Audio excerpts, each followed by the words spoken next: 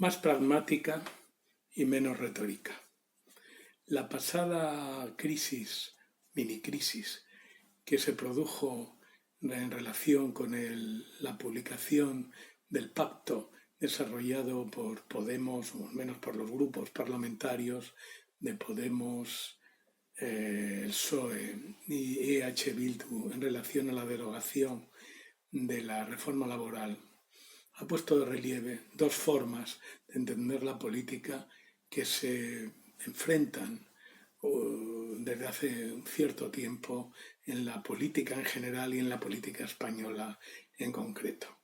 Porque si se fijan, en realidad, el problema, aparte de la oportunidad del tiempo, que tener en cuenta también que obviamente no contribuye mucho a la credibilidad de las instituciones y a la seriedad de los políticos, que aprovechen negociaciones en torno a la necesidad de mantener y prorrogar y las formas en que esto se hace, un estado de confinamiento y de restricción de libertades absolutamente imprescindible si queremos atajar el desarrollo del virus, el desarrollo de la enfermedad, para meter cosas, meter cambios legislativos, meter cuestiones administrativas que no tienen nada que ver, ¿no? Eso yo creo que el público, la gente, lo tiene que ver como un oportunismo realmente impresentable. Entonces, el primer punto es la oportunidad.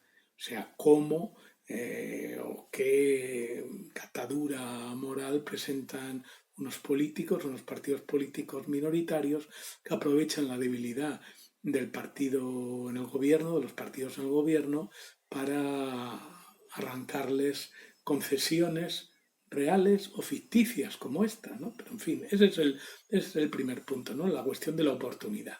Falta de oportunidad en un momento de nerviosismo porque no estaba, RC se había retirado, Ciudadanos aún no lo había asegurado, en fin, bueno, ahí hay un punto. Esa es la primera cuestión, la cuestión de la oportunidad. Vaya por delante que yo pienso que la cuestión no está en negar la calidad democrática a EH Bildu, y no solo porque tiene un apoyo sustancial, prácticamente, si no mayoritario, enormemente amplio, tanto en el País Vasco como en Navarra, sino porque su conexión con ETA, conexión que tanto a nivel individual como a nivel político está bastante, digamos, interrumpida, desconectada, no criticada del todo, pero sí al menos han hecho tímidos intentos por quitarse de eso.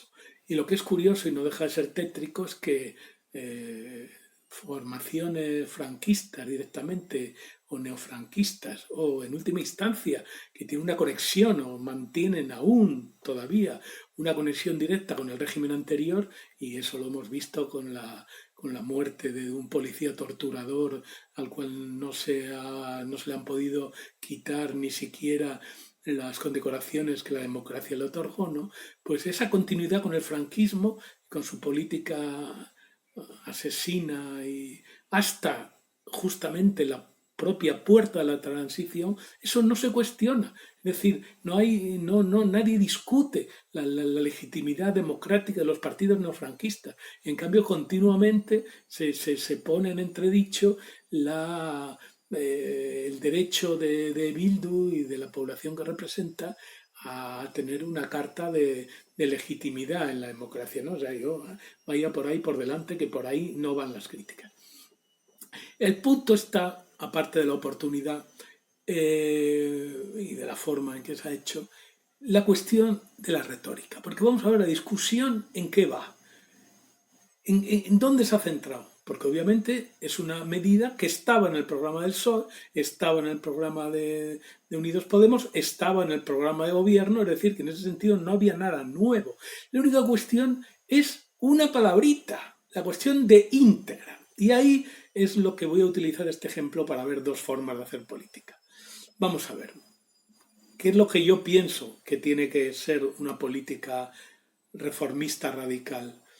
Una política que pretende transformar la realidad de forma lo más amplia posible, buscando consensos lo más amplio posible para asegurar justamente la durabilidad y la legitimidad de esas medidas. Es decir, no se puede aprovechar una medida, una mayoría coyuntural atada con unos mimbres atados de cualquier manera para hacer cambios que el momento en que esa mayoría fugaz desaparezca serán reabsorbidos otra vez, ¿no? Se trata de que los cambios que se hagan, sin dejar de ser radicales, se consigan con la mayoría de la población y sobre todo basándose en el diálogo con los actores sociales, ¿no? O sea, no se pueden hacer una legislación que regule el mundo del trabajo sin acuerdo con los sindicatos y sin acuerdo con la patronal. Eso parece obvio. A no ser que se intente hacer una política, digamos, dictatorial de imposición violenta de las medidas de una minoría sobre la mayoría. Yo creo entonces la necesidad de convencer, la necesidad de pactar, la necesidad de luz y taquígrafos, la necesidad de evitar en lo posible el engaño y tal, pues es fundamental. Entonces, bueno, aquí, ¿qué es de lo que se trata? La cuestión de lo íntegra. Vamos a ver. A esa forma de hacer política, es decir, una forma política basada en conseguir mayorías, conseguir la hegemonía, esa palabra tan usada y tan mal usada, sobre todo por los populistas. Eso se contrapone a una forma de hacer política que lo que pretende no es tanto transformar la realidad a través de la legislación, ir aprobando medidas que apoyen a la mayoría, ¿no? Sobre todo a las capas más necesitadas de la población, sino de lo que se trata es de consolidarme a mí mismo ante mi público y sobre todo ante mi propia imagen de que soy el más izquierdista, el más puro, el más incorruptible. Y al mismo tiempo de humillar al otro diciéndole, te vas a enterar, te voy a cambiar todo lo que has hecho tú. Ese no es el problema. Es decir, frente a una política pragmática de transformación sin alaracas y al mismo tiempo que va consolidando, como la que está desarrollando la ministra de Trabajo, Yolanda Díaz, que por cierto solamente comparte con Pablo Iglesias su amistad personal y afortunadamente no su forma de hacer política, y que es la única ministro de nuestro área que ha logrado hacer algo, porque los demás mejor olvidarlos, mejor no decir nada de ellos por ahora. Entonces, claro, frente a esa forma pactista, al fin y al cabo la tradición de comisiones obreras, la tradición del PC, esa tradición siempre pactista de buscar frentes, de no intentar humillar al enemigo, ni despreciarlo, ni machacarlo, sino de irle llevando a que acepte cambios estructurales irreversibles, pues esta forma se contrasta con la otra, que es defender la palabra íntegra. Pero si es que íntegro no lo había dicho nadie, si es que los sindicatos nunca han dicho que quieran una derogación íntegra, porque se dan cuenta, aparte de las dificultades, legales de esa medida, que no toda la ley ni toda la reforma es mala, que puede haber elementos que sí, elementos que no. ¿Por qué te vas a atar tú, tus propias manos, tu propio programa, obligándote a ti mismo a derogar toda la ley?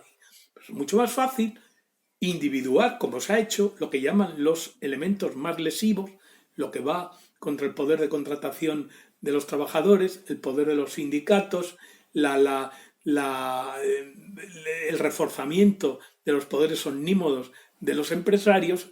Cambiar eso y no de verdad, poco a poco, y a lo mejor al final has logrado hacer una transformación íntegra de la ley sin decirlo o sin poner la bandera. Pero en cambio, si yo pongo el acento en el íntegra, los pacta sunt servanda, que también también es verdad que quién lo va a decir.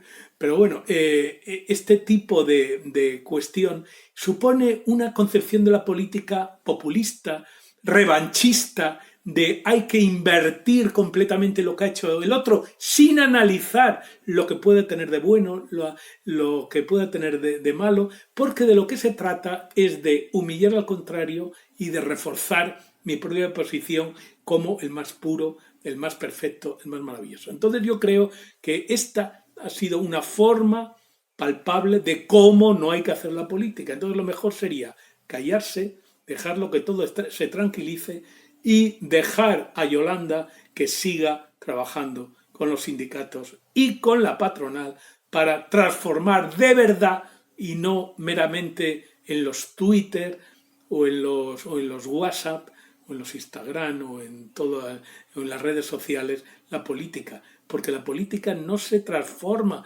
solamente en la foto, a través de la foto o a través de la palabra, de la ocurrencia muchas veces insultante al enemigo, sino se traduce con la negociación consiguiendo consensos amplios, que es lo que puede asegurar